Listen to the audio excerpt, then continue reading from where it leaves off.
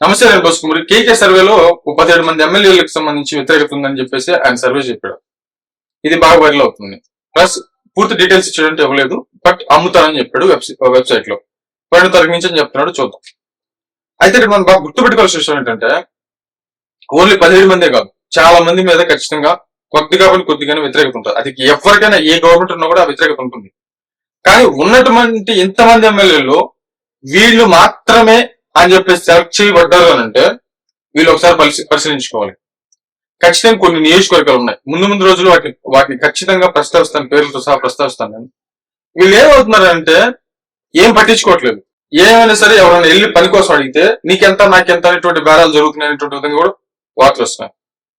గత ప్రభుత్వంలో కొంతమంది ఎమ్మెల్యేలు కానీ మిగతా వాళ్ళు చేసినటువంటి ఏదైతే రాజకీయమో గనులు లేకపోతే ఏ రకంగా దోపిడీ చేయడానికి ఏ మార్గాలు అయితే ఏర్పాటు చేసుకున్నారో అవన్నీ కూడా ప్రతిపక్షంలో ఉన్నప్పుడు వ్యతిరేకించినటువంటి వ్యక్తులు అధికారంలోకి వచ్చిన తర్వాత వాటిని కంటిన్యూ చేస్తున్నారు అనేటువంటి గోల్ ఎక్కువైంది. ఇది ఖచ్చితంగా అధిష్టానం చూసుకోవాలి.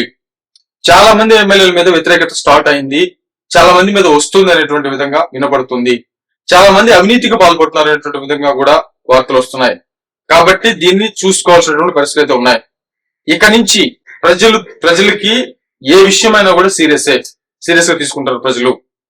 డ్యామేజ్ అనేది ఇక మీద ఖచ్చితంగా డ్యామేజ్ అయ్యేటువంటి స్టేజ్కి వచ్చినప్పుడు ఇక నుంచి దాన్ని ఏ డ్యామేజ్ జరిగినా ఇక వెనక్కి తీసుకురావడం లేదు.